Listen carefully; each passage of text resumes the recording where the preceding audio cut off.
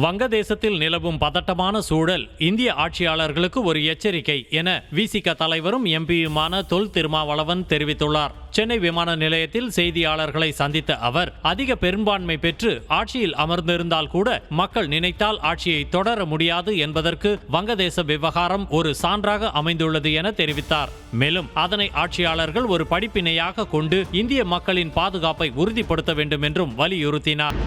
வங்கதேசத்தில் நடைபெற்றுக் கொண்டிருக்கிற பதற்றமான சூழல் இந்திய ஆட்சியாளர்களுக்கு ஒரு எச்சரிக்கை.